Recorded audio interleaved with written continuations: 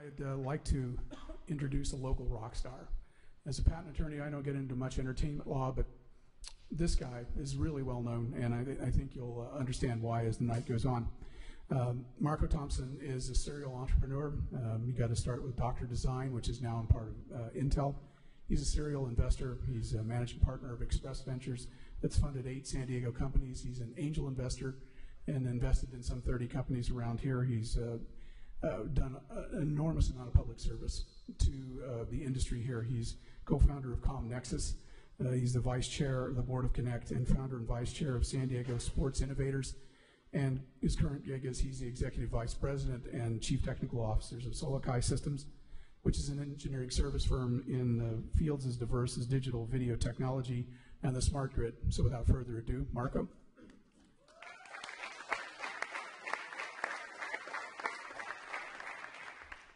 Thank you. I think we're all going to really enjoy the format tonight. It's a new piece of fresh air into the program, and it's going to be very interactive. Some of you have come to a couple of the more recent MIT Forum events, and you've seen how the organization has started to use crowdsourcing, and feedback from all of you to make these events better. And I think you're going to get really excited when you see some of the twists that the organizers have come up with for tonight.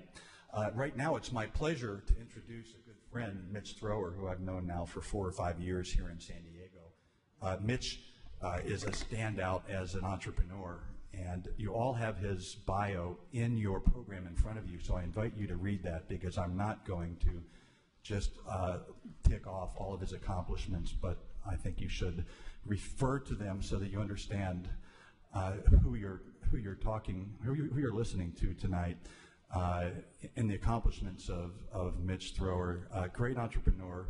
He's distinguished himself as an educator, as a lecturer, as an entrepreneur, as a startup guy, and he's created some really great properties here in San Diego. If you look around town, Active is one of our ground floor tenants in the sporting community here in San Diego, and crossover in the technology community in this town. And Mitch is one of the co-founders of that organization, along with being one of the founders and original executives at Triathlon Magazine, which became Competitor Group, which is now also another very important San Diego property.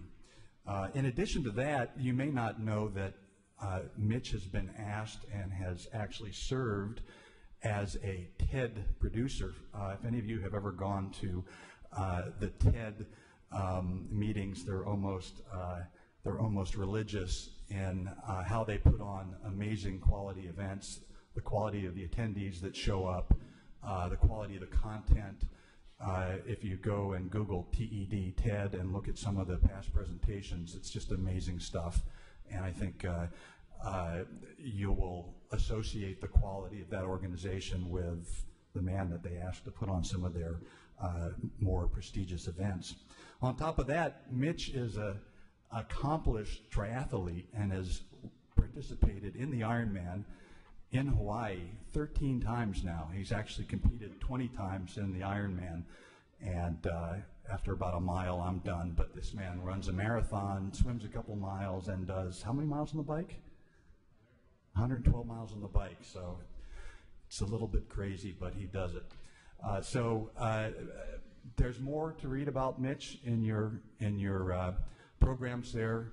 Please study up on the man. He is a San Diego legend already, and when we look back 20 years from now, he'll be one of those people that get ensconced in the Connect, what do we call it there? The Entrepreneur Hall of Fame. I'm sure he's a future member. So with that, please welcome Mitch Thrower.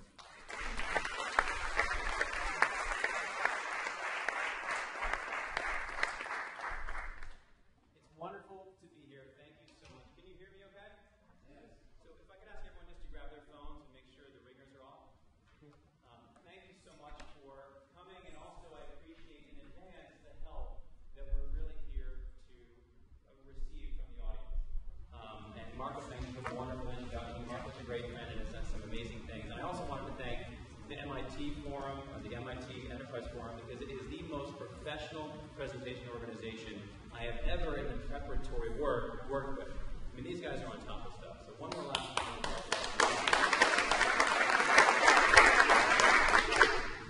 So as a part of the non-traditional approach, tonight I'm going to tell you a little bit about what we're working on at the Bump Network. So we're based in La Jolla, California.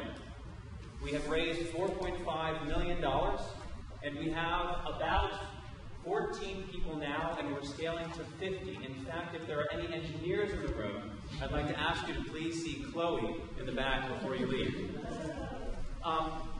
We are really excited about what we're building now. But what I'd like to start with is have everyone in the room read this out loud. So let's start on 3, and we're going to read these 2 paragraphs out loud. So the first paragraph is,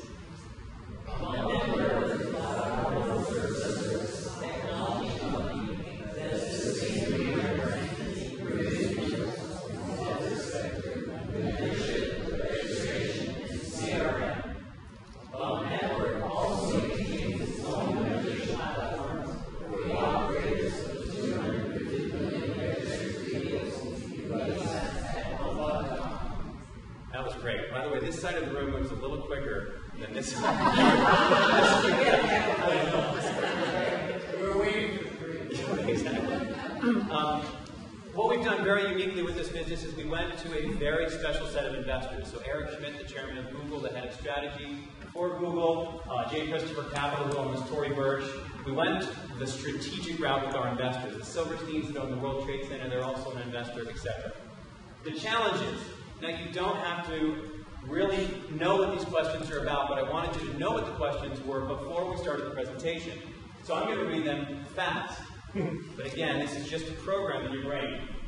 How can we reduce our enterprise development costs and help focus our brand clients on our mobile membership platform and application while they're looking for vast additional features for their mobile apps? Number 2, even at half the cost of other roadside assistance-based membership programs, selecting membership privileges and benefits is critical. How do we make these benefits mobile? What are the best categories and specific benefits we should offer in order to drive new membership sales, redemptions, and renewals of our Bump.com membership platform? Now, what is the Bump Network and what is Bump.com? To understand that, you need to think about membership. AAA, as an organization, who here has a AAA card? Raise your hand. AAA does $4 billion in membership card sales a year. And what is the primary benefit? Roadside assistance, although there are lots of other ancillary benefits. We all also know about Costco, Sam's Club, AARP. Membership is big, and I love the introduction when they were talking about a membership program. We weren't really sure what was working, how it was figured out. Great idea, but that is why we're here. We are here to help companies create a revenue-producing situation a la membership for their business.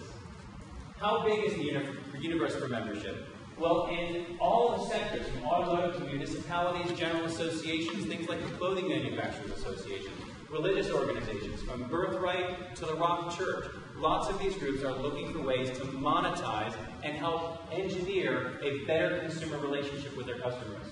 It's a very, very big market. It's $1 trillion market. What's happening in membership now? It's very fragmented. It's a very basic offering. Maybe you'll get a member card, an ID card, maybe a keychain. There aren't very many offerings to outsource this membership to your technology person. And they don't have a platform that can be leveraged. And there aren't any technology solutions that bring it all together. That's a really important thing about what we do at the Bump Network, is we bring it all together. So, what does the competitive landscape look like? Right now, if you're a brand, you're going to write a check to a mobile app development company, to an e-commerce company, an event registration company, a transaction processing company, and each of these sectors have competitors. What we've done at Bump is we've brought all of these platforms underneath one umbrella. And oh, by the way, we don't charge you for each of these platforms. We charge a commission for the memberships we sell. And we build it in one database, so there are multiple databases that these groups that are managing their brands and their customers are utilizing, which is a big frustration as people port data from one organizational database to another. So registration, benefits management, transaction processing, e-commerce, CRM, mobile development, license plate messaging, and I'll talk very briefly about that because it's a very disruptive activity, and it's something you can look at the back of the network there where there's actually a live system reading license plates. And I'm going to push that to one slide that's coming up, but it's a part of our technology. It is not the company. And a lot of people get stuck on what we do from a license plate perspective because it's so unique and disruptive. And I'll explain that more in a minute. Now let's bridge the thought into two different buckets, the consumer and the enterprise. Because realistically, if you look at Bump and Bump.com, they are confused by the same name. They both have Bump in it. Bump Network is where we're going to go first, which is enterprise. So on the right-hand side, Bump Network is a platform as a service to power membership programs for large brands. The consumer is our own version of Bump.com, which has this very unique license plate marketing layer to power our own version of a AAA card 2.0. The next generation of AAA, twice the benefits, half the cost.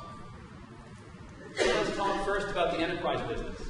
From an enterprise perspective, empowering this platform as a service for these large brands, this is for the engineers in the room. What we do is we take large brands, clients, like the Grove up in LA. Has anyone been to the Grove in Los Angeles? Raise your hand if you have.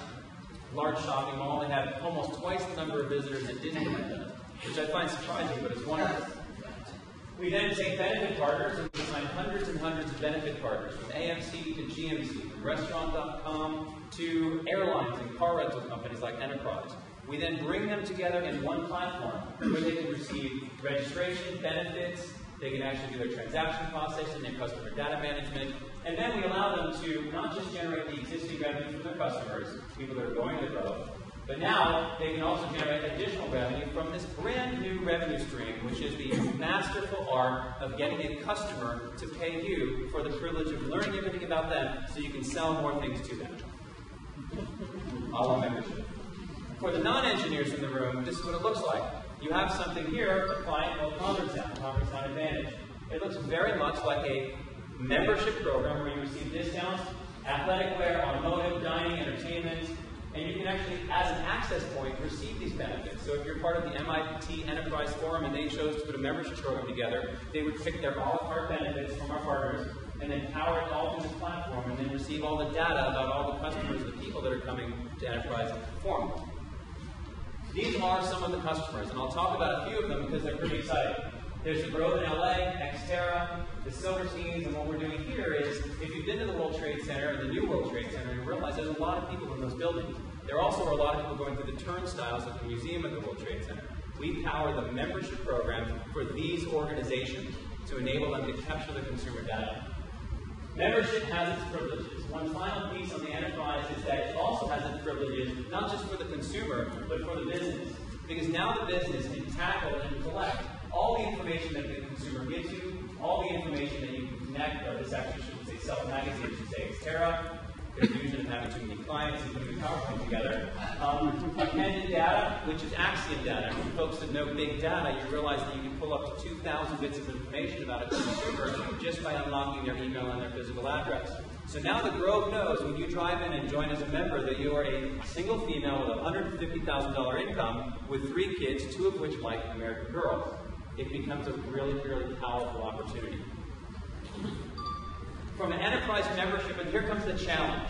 The challenge is, as a technology company focused on delivering a product, a very effective membership product for our brand clients, what we're encountering is a struggle. And the struggle is around them wanting more in their application than we can or desire or choose to provide. Because if you've all, who here has hired a mobile development company? Raise your hand. Who here is happy with the mobile development company they hired? Exactly. The issue is the mobile development groups that are out there aren't performing, and we are. And so a lot of these clients are coming to us and saying, hey, you're not only going to do a membership program for us, but a group that we hired isn't doing their job. Will you take on all of this additional work?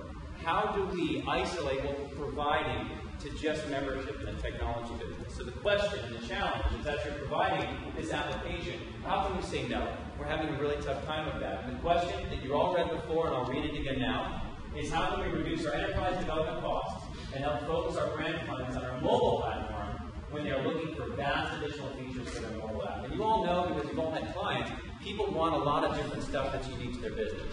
This is what we want to provide. What should we do? Switching to consumer. The consumer application that we provide, a la AAA 2.0, is Bump.com and Bump Advantage. You'll note here that there's a very unique viral marketing component called Claim Your License Plate. We have a technology that reads license plates at 5 plates a second, 150 miles an hour. That's good for our enterprise clients, because now the enterprise clients can open and close the gate at the Grove when people want to get special parking. For another client, Park.com, when you want to pay for your parking with your license plate. It's completely irrelevant for customers like Condé Nast or other businesses that don't have anything to do with license plates. In our consumer brand, it's valuable for us as a marketing channel. And many people confuse this marketing channel, which is claim your license plate to A, see where your car has been, or to actually see a benefit because of this unique and disruptive situation. So I'm going to show you a video, a very short video of the product. Or I don't know. Like and make Bump.com uses your license plate to help connect you to other members. Members communicate by sending messages.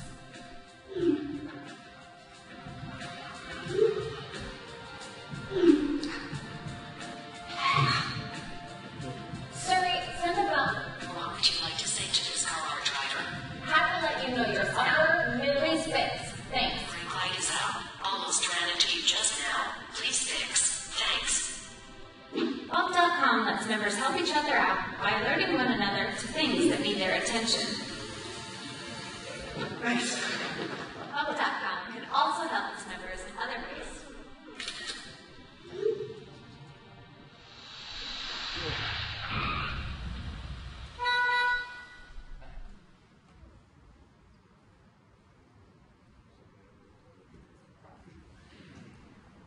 So that gives you a little snapshot of the viral marketing layer, which is really our way of selling to the world our version of a AAA card, and also connecting a non-connected set of consumers who never could touch each other before by sending a message to a license plate. And since we're in a wonderful intellectual property law firm, we were able to achieve the patent, actually have an issued patent for being able to send a message to a consumer through its license plate. And boy, did we get a lesson in the challenging work that they do in this building. It's really, really hard. So our mobile app, which only works when, it actually only works from a texting standpoint when you are not driving, when the car is not moving, allows you to send messages to any license plate across the country, any license plate you pass by.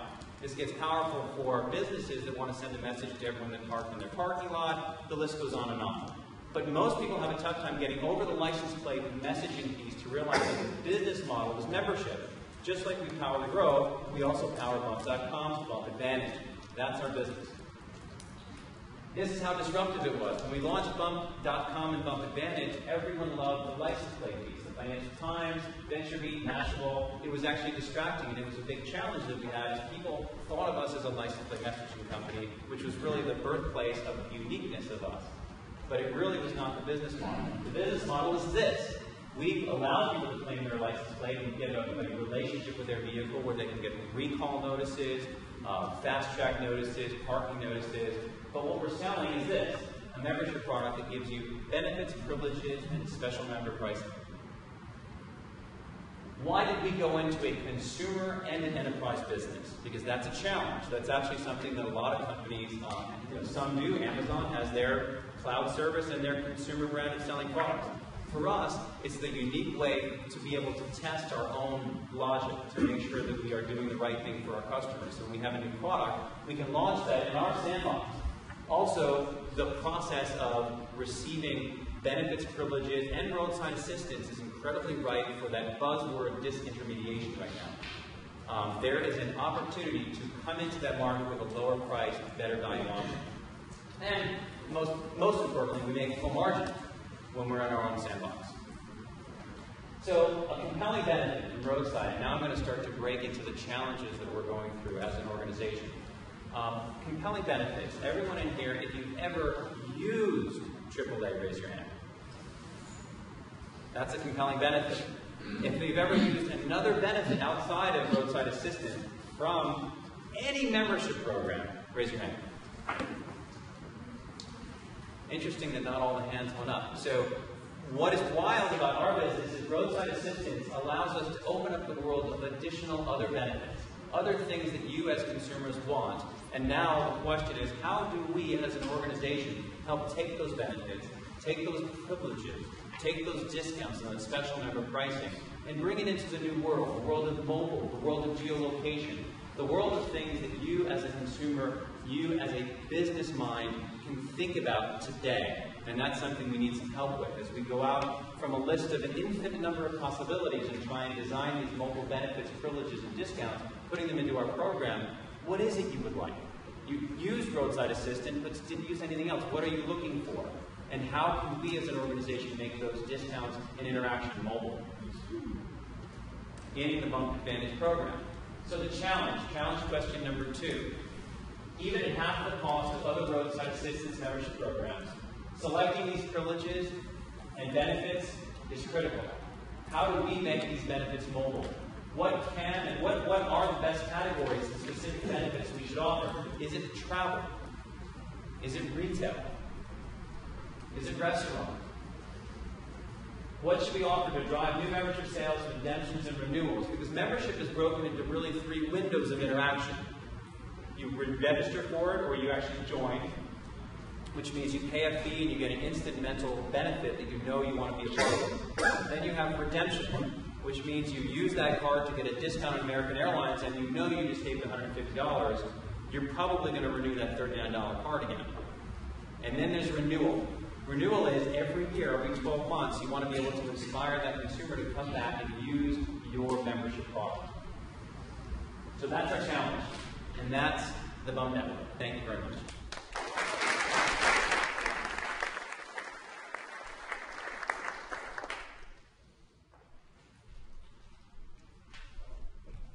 Okay, this is where it gets fun and interactive. So let me tell you how we're going to play this game. So what we're going to do is, before, the old format is we bring up 3 experts and we let them tell you what Bump ought to do. But we know you really want to tell Bump what they ought to do after some thought process.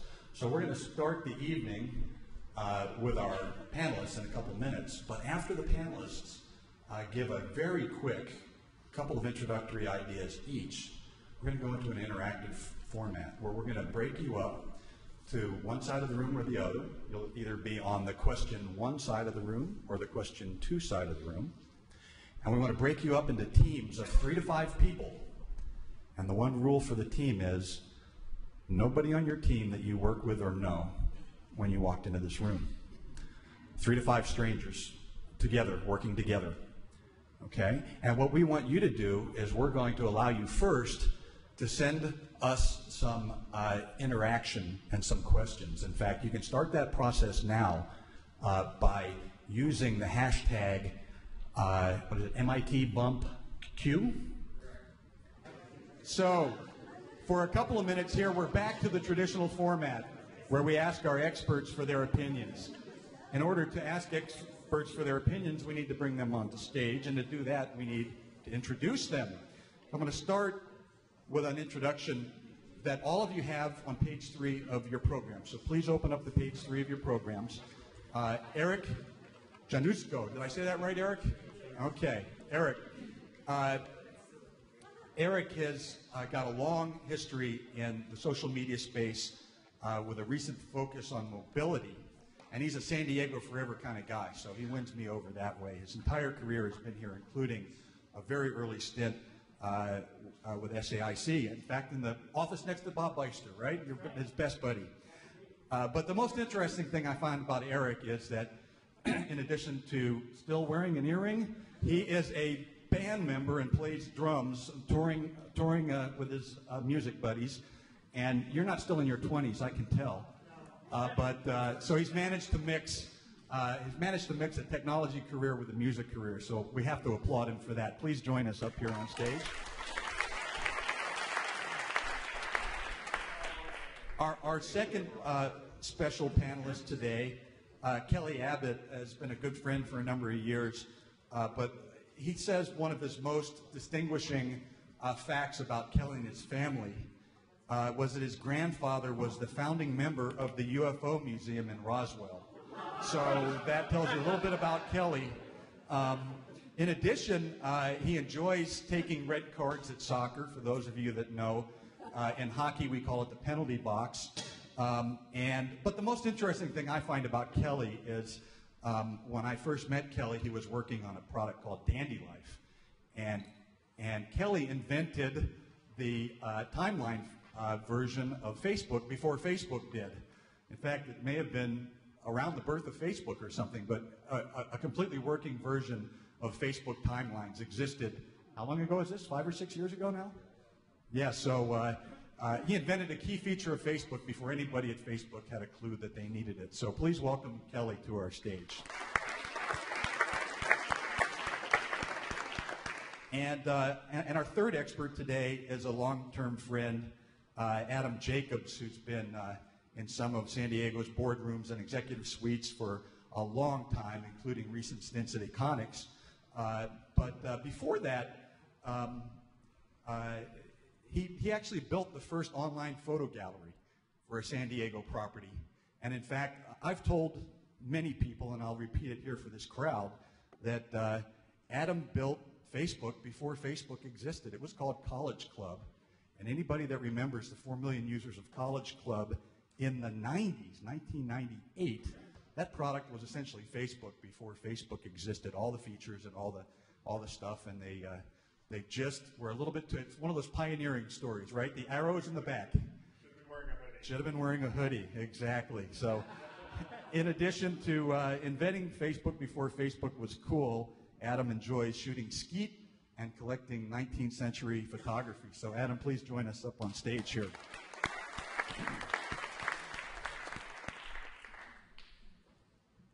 So what we're going to do in our format is we're going to do a shortened version of the traditional MIT forum format, which is ask the experts for their opinion. And we're going to start with that format, and then we're going to quickly ask them to go interactive with the things that you have all suggested. And they've all got access to their web pads, et cetera, so that they can look at the suggestions that you have all tweeted to MIT Bump A1 and MIT Bump A2. If there's any group that didn't figure out how to get their ideas promoted to those hashtags and you need some help, the technical team from Bump is right back here, and they can help you. If any one of your teams did not get a chance to tweet an answer or a suggestion, come on back to the back of the room and they'll help you tweet it so that it can at least be discussed by our experts here. So I'm going to start here with question 1, and I'm going to put the question back up, and I may need help doing this. Let's see. Oh, I don't. Good. So how do we reduce enterprise development costs and help focus our brand clients on our mobile membership platform and application when they're looking for vast additional features for their mobile apps? Okay. So that first question, I'd like a quick 1 or 2 minute answer. Eric, have you got some suggestions on challenge 1? Yeah, I do. So Mitch, you know, with mobility, just such a high focus issue right now. Everyone's getting into it. Everyone's talking about it. There's the FUD factor, the misinformation out there, is huge. I'm in mobility. I spend most of my time, frankly, knocking down the misinformation that's out there.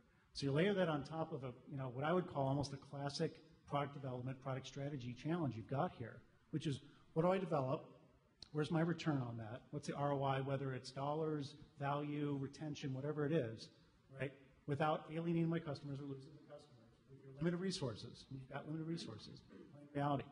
But you've got, you've experienced yourself, with these mobile development companies that say, yeah, we can do all this stuff. We can do, Earth, Sun, and Moon, develop all these great things, but it doesn't come to fruition, right? So focus. There's a group out there that I was talking with, and that's what they kept saying. Focus on what you can deliver. And I would add the suggestion of what's feasible. Take a thought leadership position on this and say, here's what we can deliver. It works. It adds value, whether it's revenue, retention of the membership platform, driving the renewals, whatever there is in there, focus on what you can do.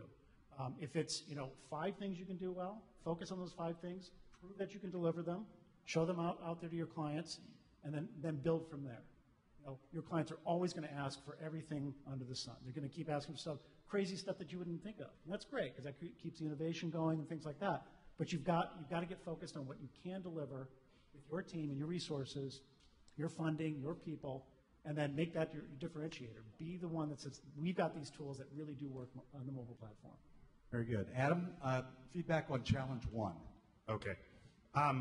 I just want to start by saying it's a great honor to talk to Mitch here. Mitch called me in 1997 when I was working at a local web development company, EchoLink, and came in, we shared a bowl of Crisco, smoked some Marlboros, and he pitched me on the idea of the active network, and we built a prototype for him, and he's one of the best entrepreneurs in San Diego, and he was also a first investor in a company I started called Aconics, so he's been a great supporter of entrepreneurs, and he's a terrific entrepreneur, so it's great to give him feedback. In my experience, being something new and having talented engineers is a guaranteed formula for scope creep requests from early clients.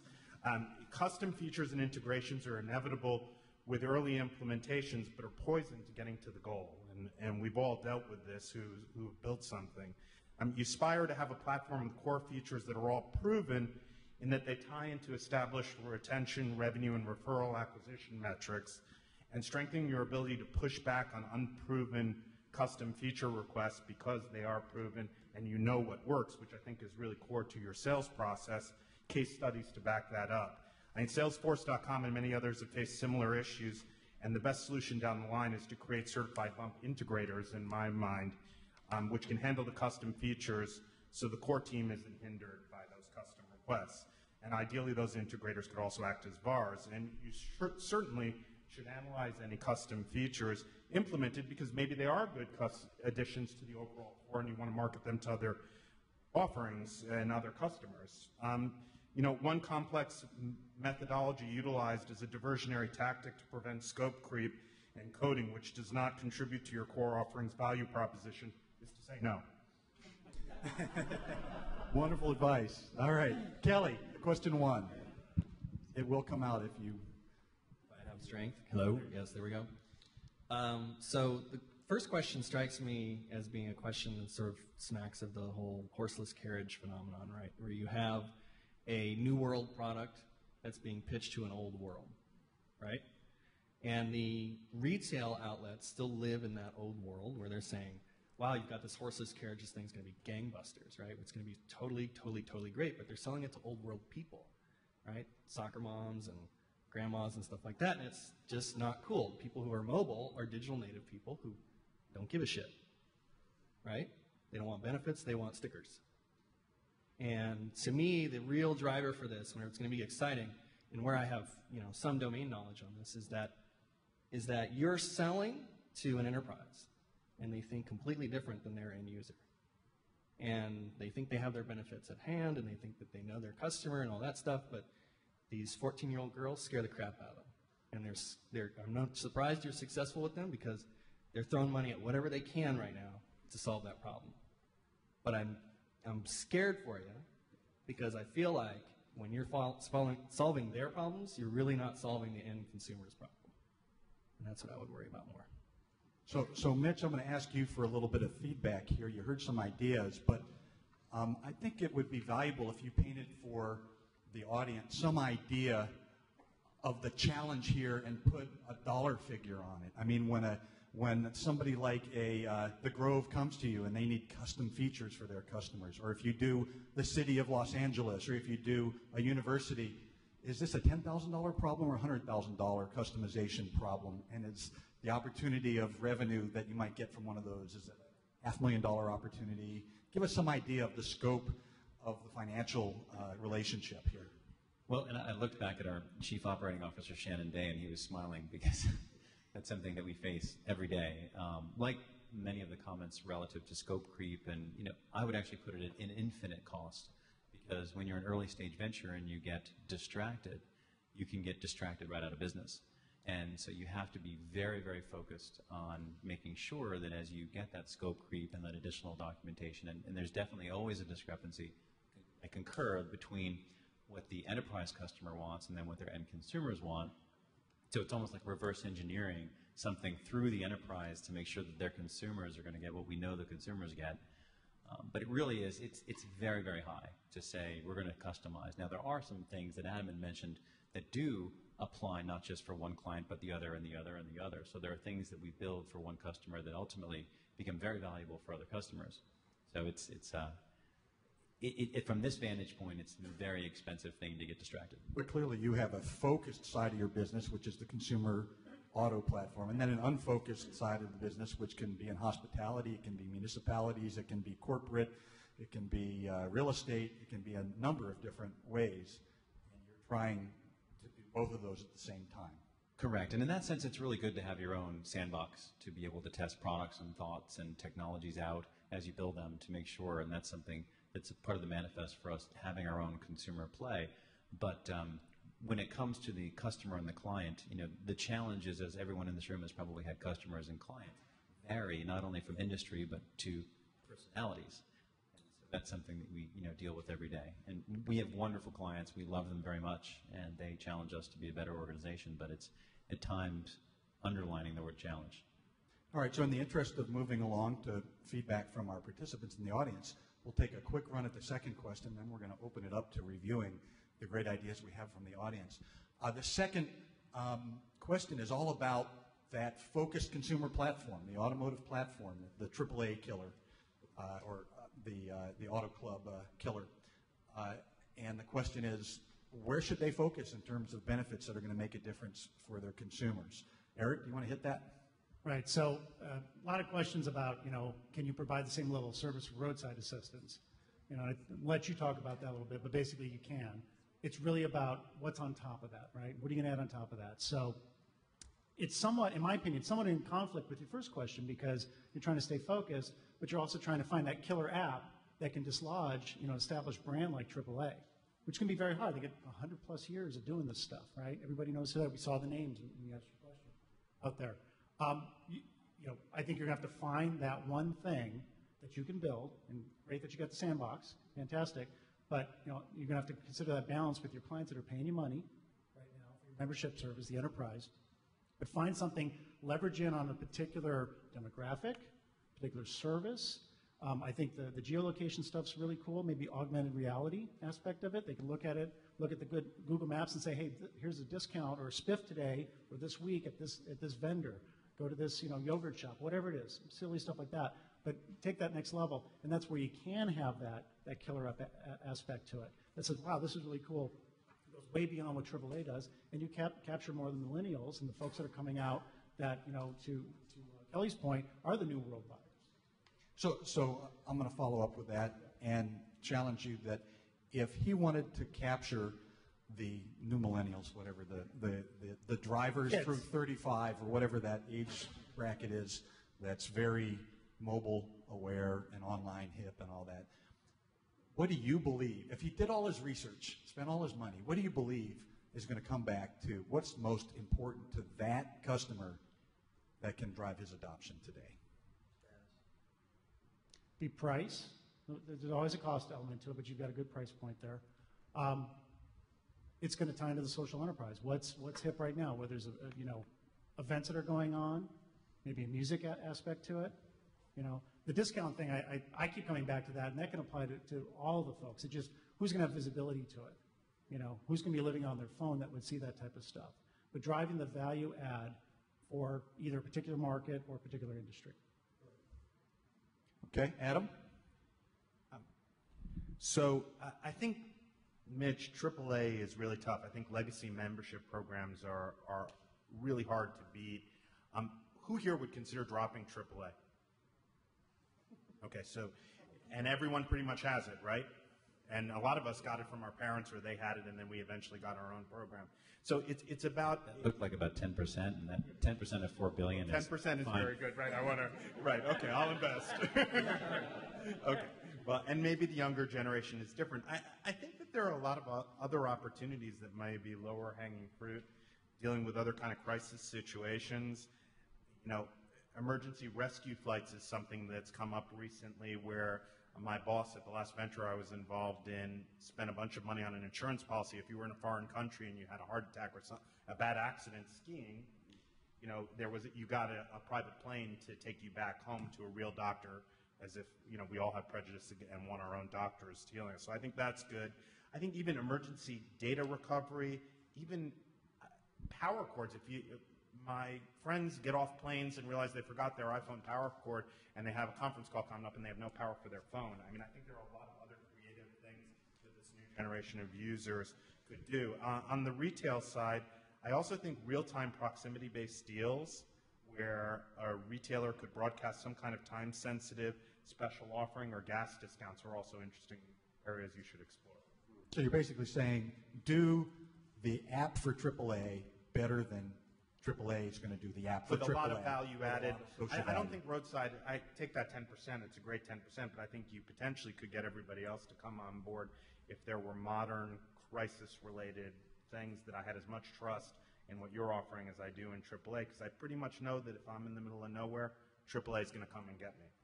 Kelly, you have less gray hair than the other two gentlemen, and that either promotes your advice or denigrates it. I'm not sure in this environment, but where are you with the second question here? So this is the question that excites me the most, and the part that I wish you would spend the next 5 years addressing in your company.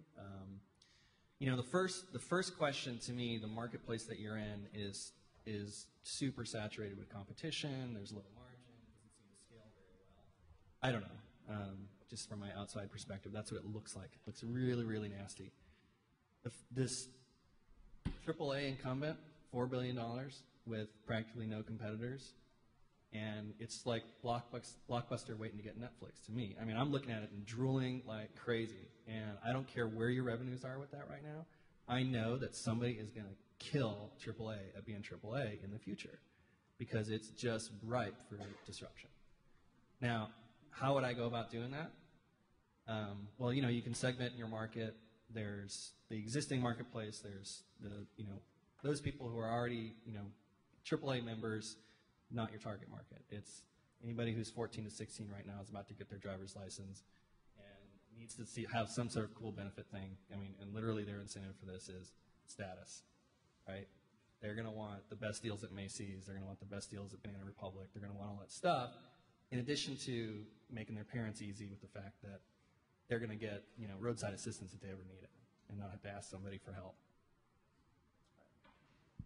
Very good. So I'm going to ask Mitch to respond to that last set of feedback, but while he's doing that, I'd like each one of you to go through the Twitter feed and select one of the comments, one of the suggestions from the audience, and either we'll laugh about it together or you'll deconstruct it and tell us why it's such a great idea. So Mitch, any feedback on the second set of input that you got?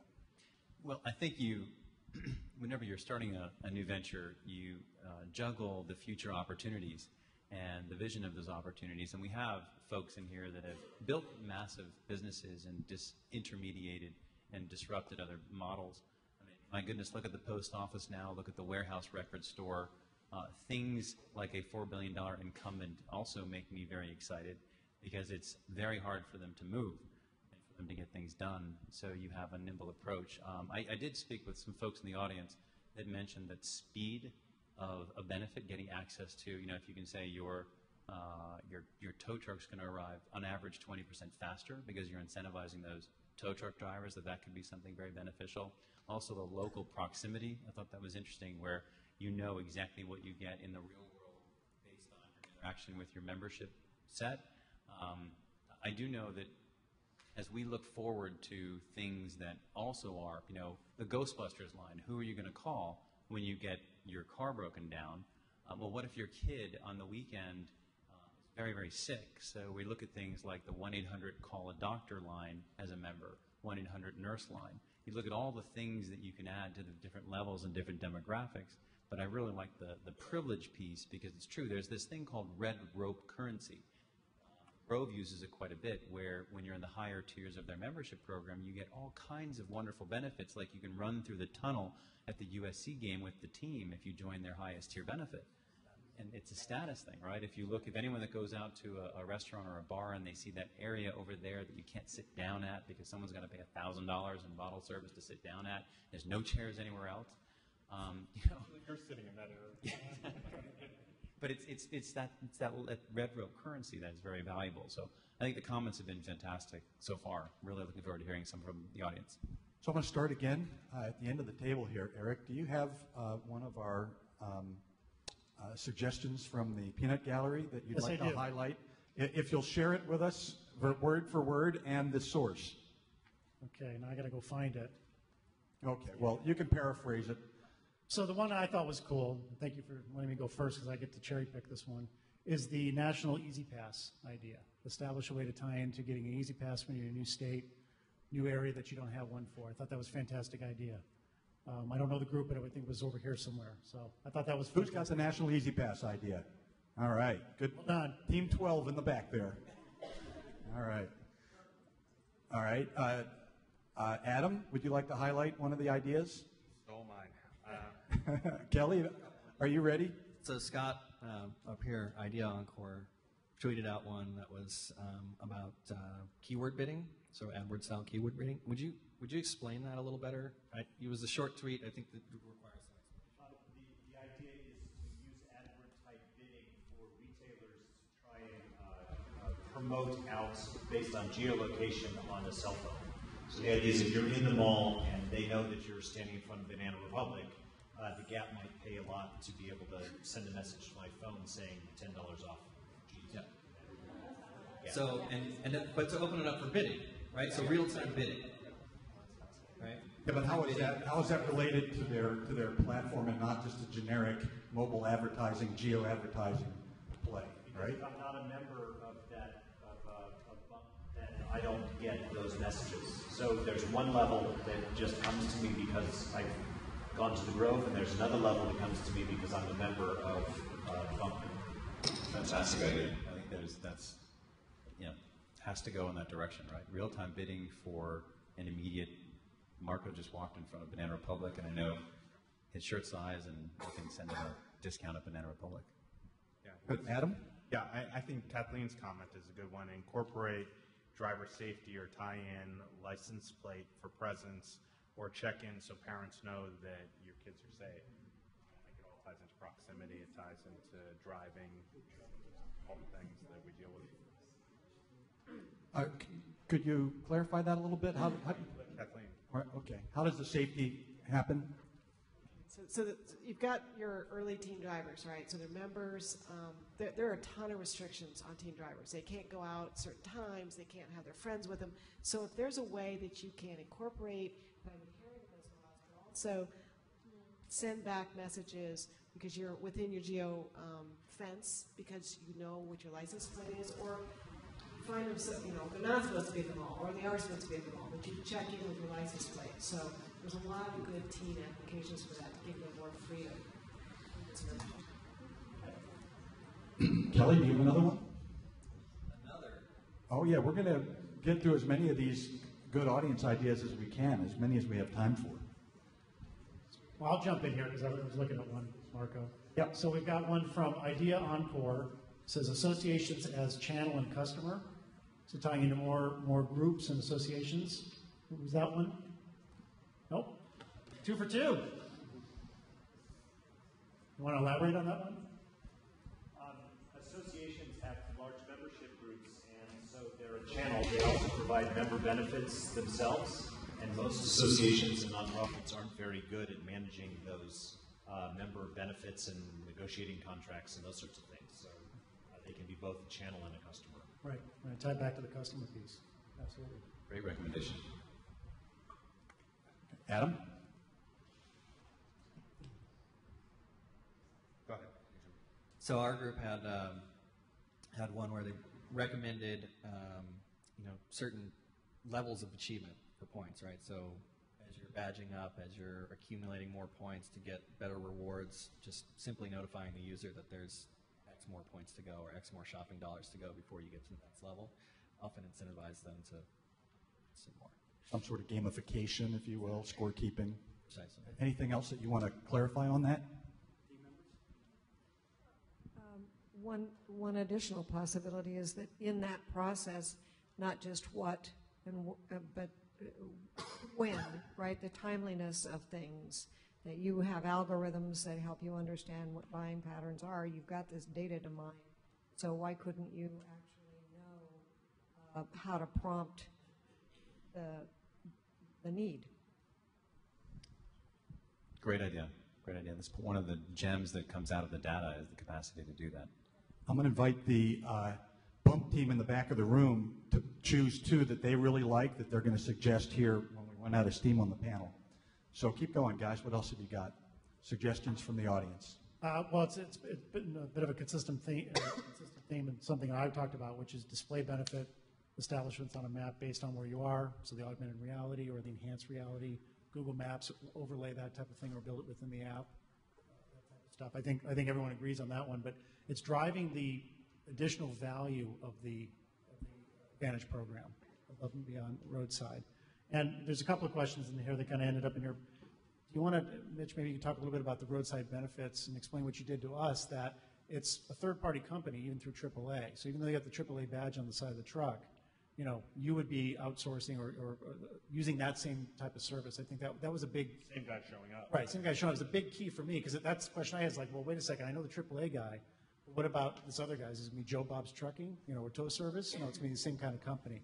Can you talk about that a little bit? Well, I haven't told our chief operating officer this yet, but we're going to buy a tow truck in every city. And can you get on that? It's actually, if you have a Mercedes roadside assistance, a BMW roadside assistance, or a AAA card, it's the same guy that comes. It's all run through a central consolidation unit. It's all run through central dispatch. The bump member who will call up and get a tow, and then you pick different ranges. So with a Mercedes, you get X amount of range, X amount of tows within a certain period of time. Same thing for AAA. And the raw cost on that product is very beneficial for us to disintermediate. I won't mention it specifically, but there's a lot of room in there for people to have that amazing service. So we can actually provide a better towing package, a better distance, a better timeline, a better number of tows for a much lower cost, simply because we don't have the fractured franchise global enterprise trying to support travel agents trying to sell cruises. You know, more nimble organization. So it's from the towing piece, which is certainly a core benefit, and we do definitely target like the millennials when we go out and talk to people about AAA. And we've done this at universities. We've done this actually with the Grove, where we scrape different benefits for people that what they're interested in. It really is that younger generation that's like, you know, AAA. You know, anyone remember getting a triptych at AAA where they'd print out the thing and you go on the map and so forth? Well, triptych went the way of the post office because of the mobile. Well, you know, a lot of the other services are going the way of the triptych. So what is that next generation? So Mitch, is there an opportunity not just to do what AAA does, but to offer a level of quality and service and do it without human beings, such as the Uber experience in the taxi business? You don't make a phone call. It's all electronic. And, oh, by the way, they tell you exactly when the guy's going to be there, and when you check, you don't have to call 3 times, because you can basically see all the information you need to see about the arrival of that taxi. You have an opportunity to actually increase the service opportunity for a tow truck and somehow do something special with a higher quality of service. You know, Marco, that's a genius idea, and that's a great one to come out of this. Is we should, in fact, and Shannon and Greg, let's put the tow truck on the map coming to our member as they're on their way to you, just like Uber did. That's a great idea. Great idea. Other ideas? Yeah, Denise had a good suggestion. I think it falls under marketing, but it goes to social, is to use Facebook networks to build personal affinity groups to friend source membership benefits. And I really like that idea. I like the idea of easily being able to create a family discount program and maybe even pick and choose.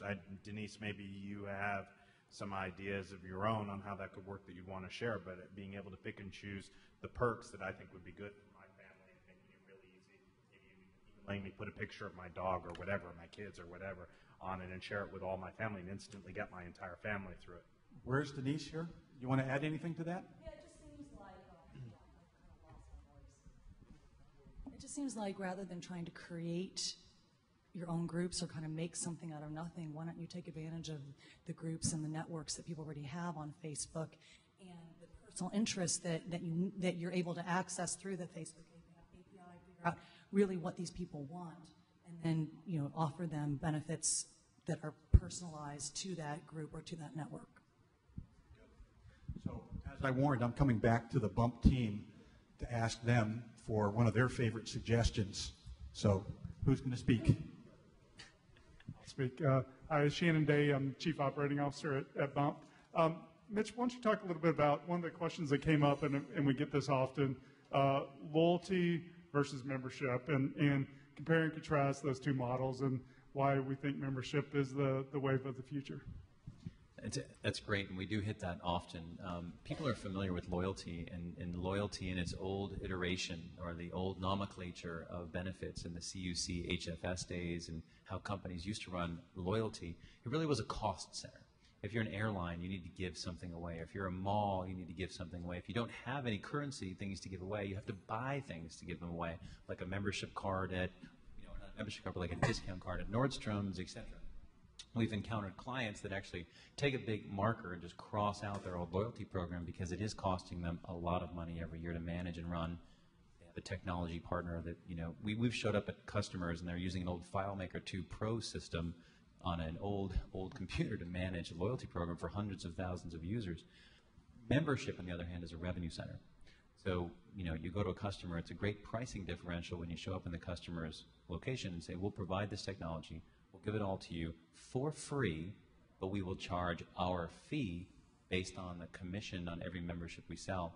So it really helps not only our business model from selling, but it helps us from really reinvent loyalty as affinity, which is different, because if you think about it, your customers, you're not just trying to get Vons to know exactly what you buy by typing in your Vons number, although that's very beneficial, but you want that person to not just get a discount, but to pay you back something. So we sort of invert it, put it on its head. Any other items you've picked out? Yeah, so maybe jumping back to question number one, because there's been a couple of good ones that have popped up here. So the one I saw, Susan Cornelius, about partnering with a mobile app developer and doing a rev share model. So you can extend your existing team without having to jump in there. You do make a contingency rev share, however you want to deal with that. I think it's a fantastic idea. Susan, you want to clarify how that would work?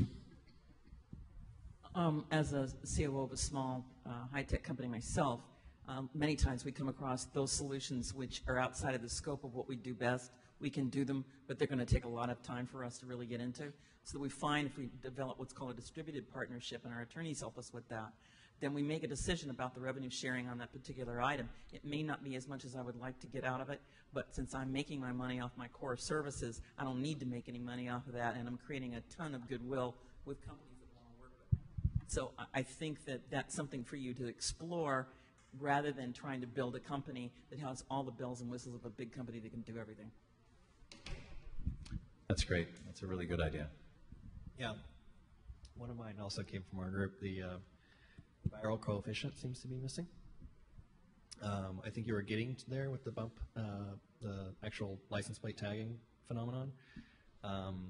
But there's a new book out called Contagious, which has been all over Fast Company for like the last 3 weeks. And the book is called Contagious. It's written by a Wharton business school guy, and it talks about the science behind what makes the phenomenon viral, and there's several recommendations in there. But people want to look good.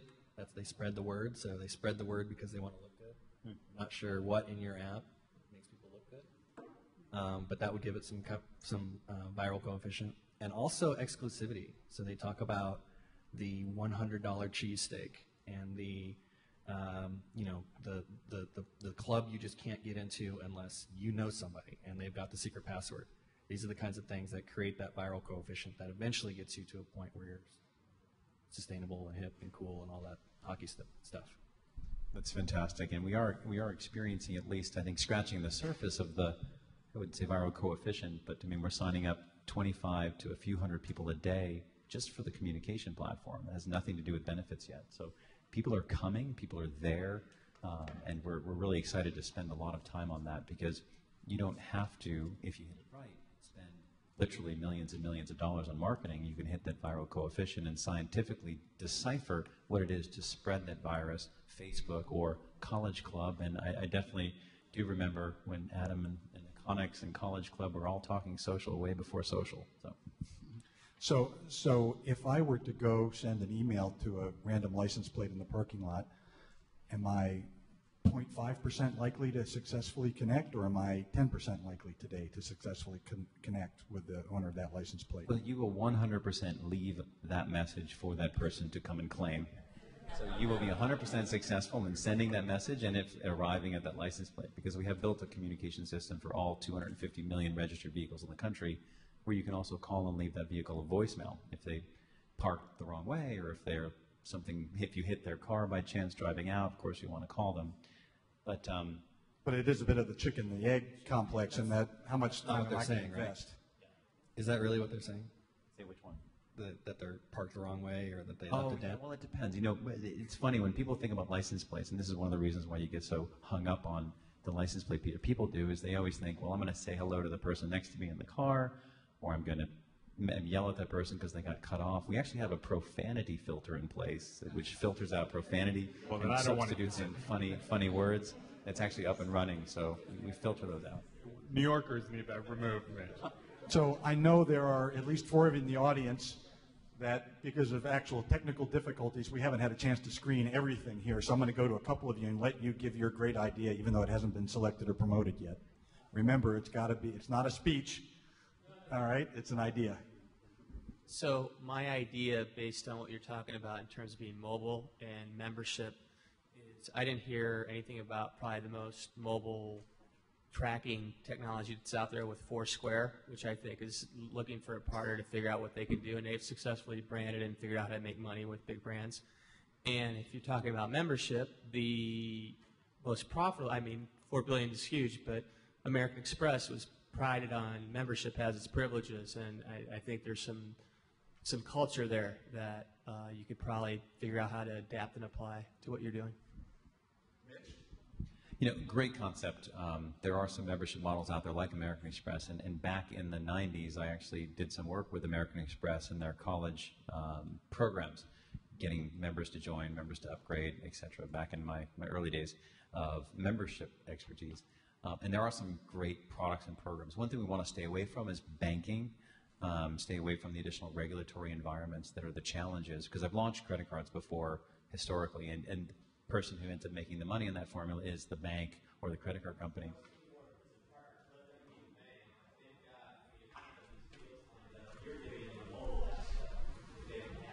Oh, that's interesting. So plugging in some of our technologies to some of the larger existing groups.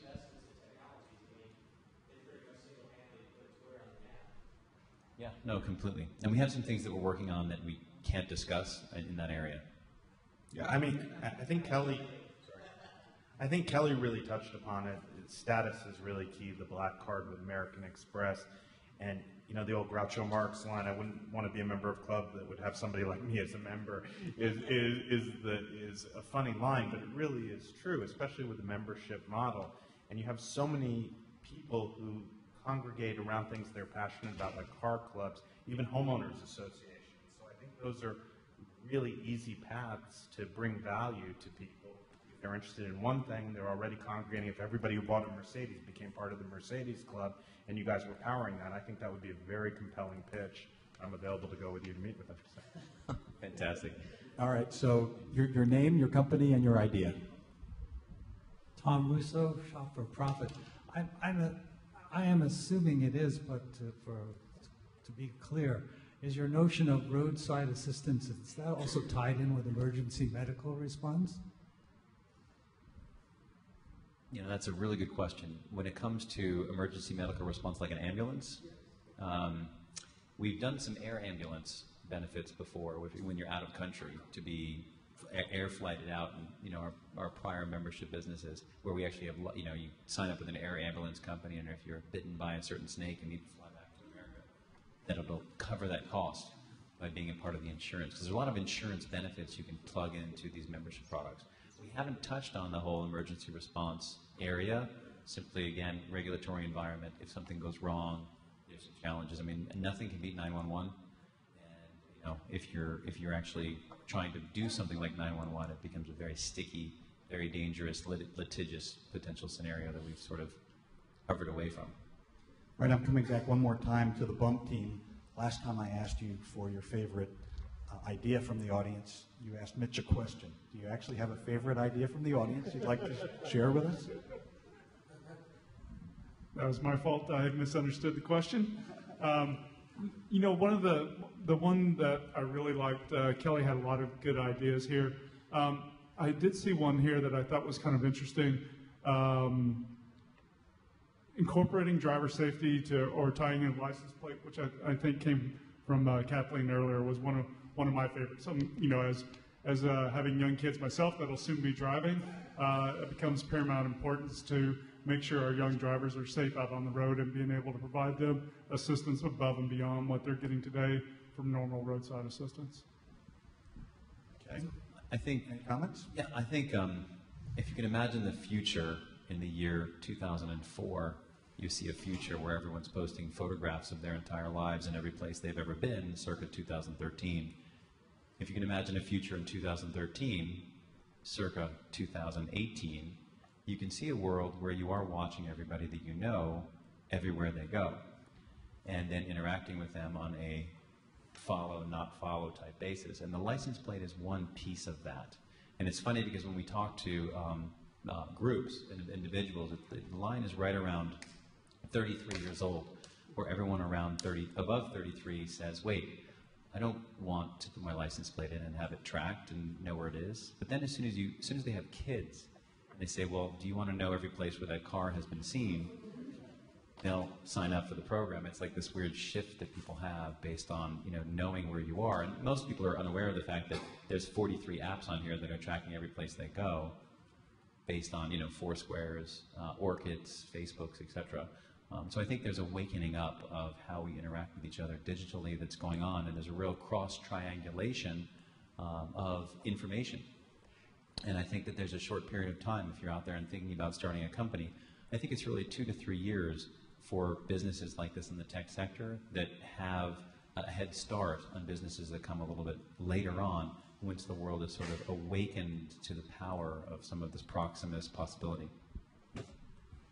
So before I go back to the panel and ask for some concluding remarks, so that means you should be thinking of them now, I wanted to remind the audience, April 8th, I believe it's in the program. There's a special program with Guy Kawasaki. There's only one Guy Kawasaki, and he'll be here in San Diego on one of our stages. Do we know where it's going to be?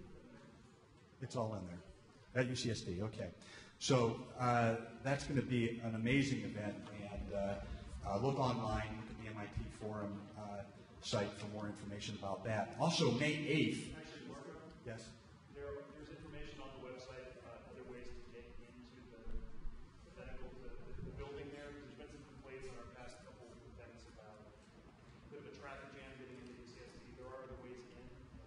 So be sure to look at the website so you don't get stuck in the traffic jam. That's April 8th, Guy Kawasaki, and May 8th is MITEF Fiesta, the technology fiesta. It's an opportunity to visit a trade fair, talk to investors, and hear the top 10 to 15 new companies present a 90-second pitch, and there really is a cane that comes across the stage and yanks them if they go over 90 seconds.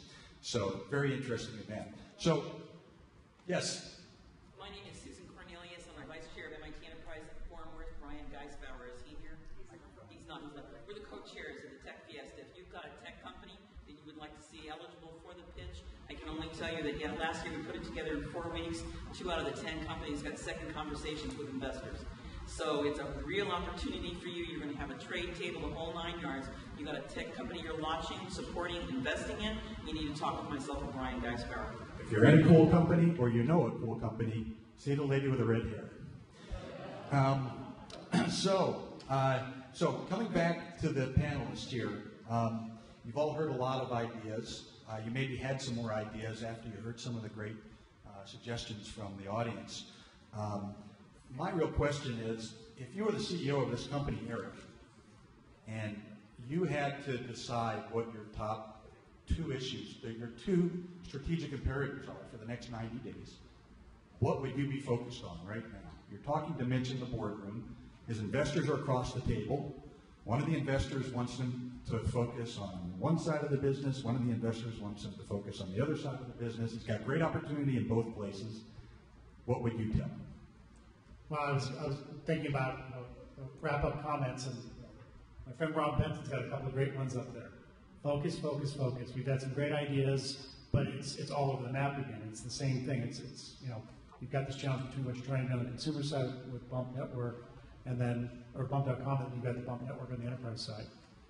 90 days? You gonna give me a 90-day time clock on this one? Where would he focus his time for the next 90 days? 90 What would be days? his strategic imperative, right? What am I gonna make most money at? Where am I gonna get the customers to pay attention and pay up? What's gonna drive the revenue? Simple as that. You know, what can I develop? What resources do I have? What's my payback? What's my ROI? And what's gonna drive the money? All the pie in the sky stuff is cool to talk about. You know, build a roadmap. You know, have your 6-month, 12-month, 18-month out there. Beyond that, who cares? It's crystal ball time. Have it be able to talk about what am I going to do the next 90 days that's going to keep my company alive. You know, simple as making payrolls, stuff like that, and get customers, get that revenue in the door. Prove that I can do this. Focus on the revenue.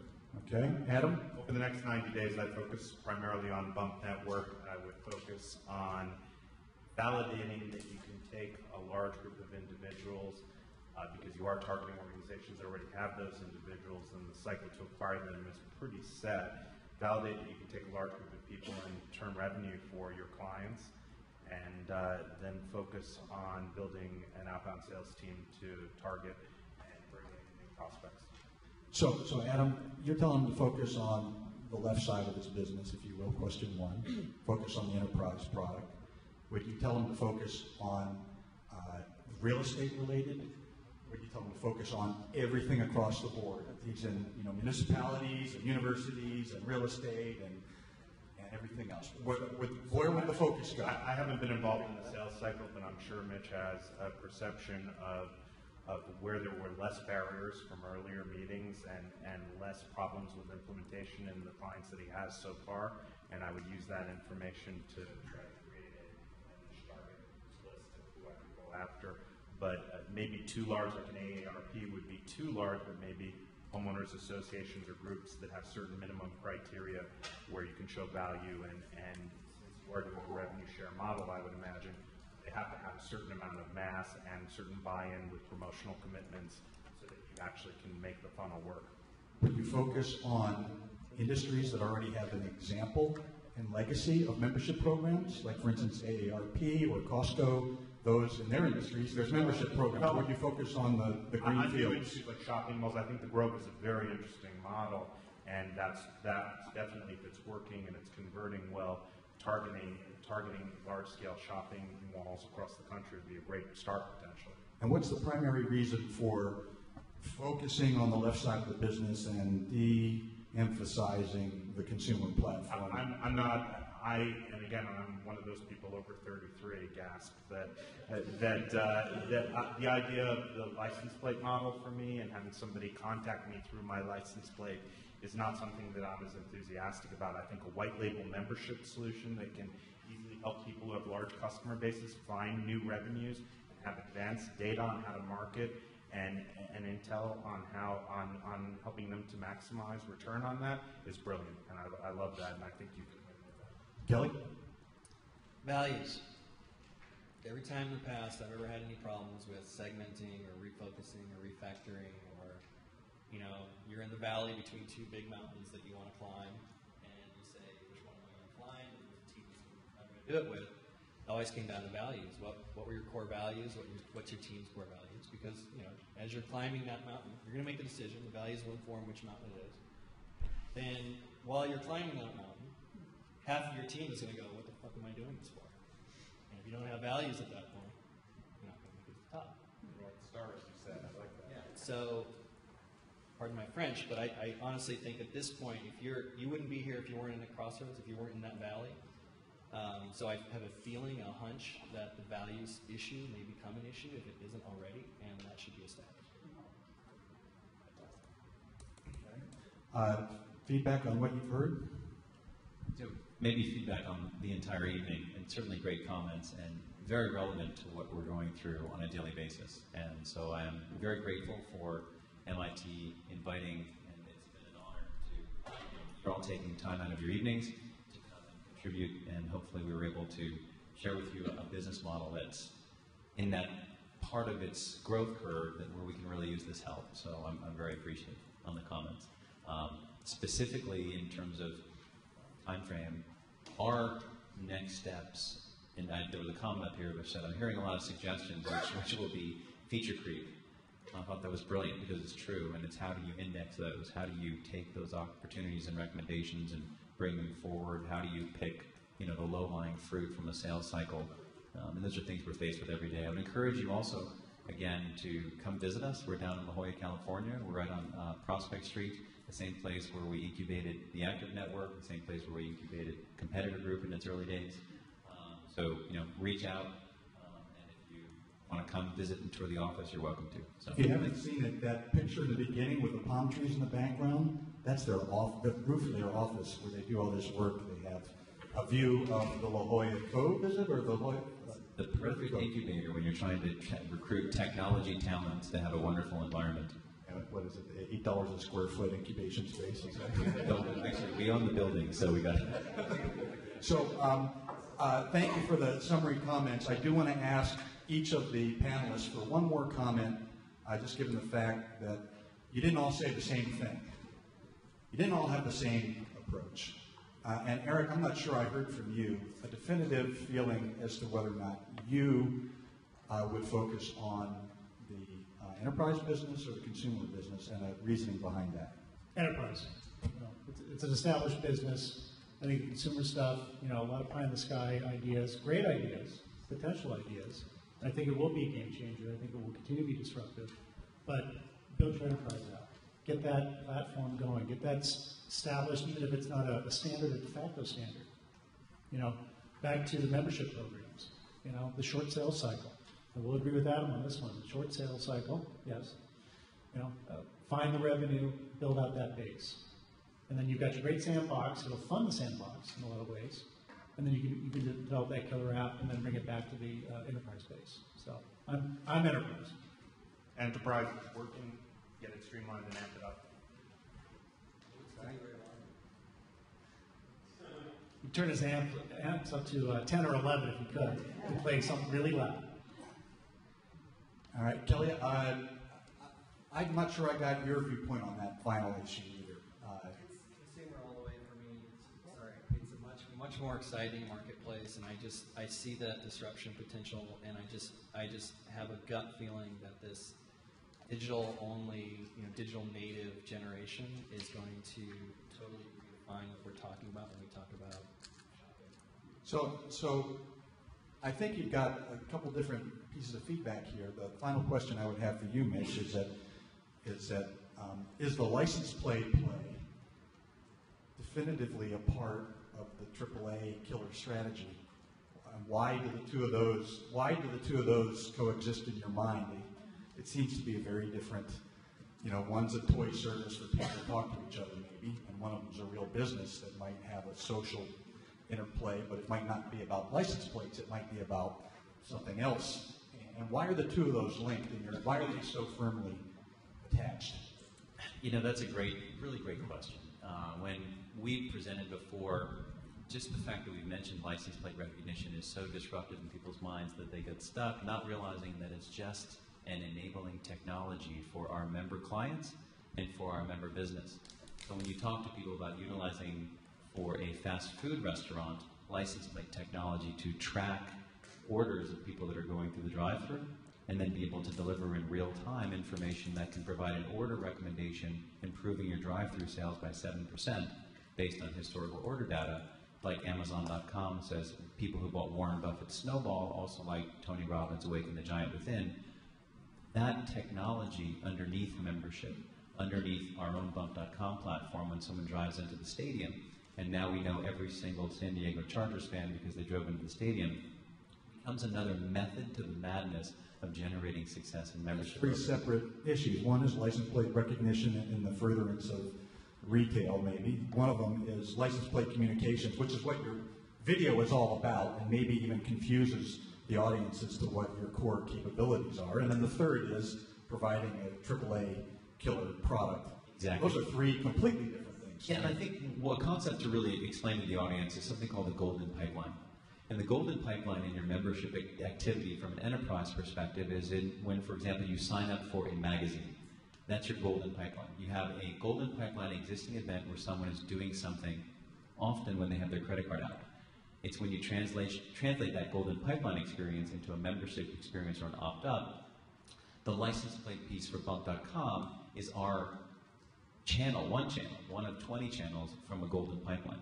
And it's also such a unique and new channel that it's helped us jump onto the radar, jump onto the map. But it really is when people are claiming their license plate, we are selling them our version of a roadside assistance membership product.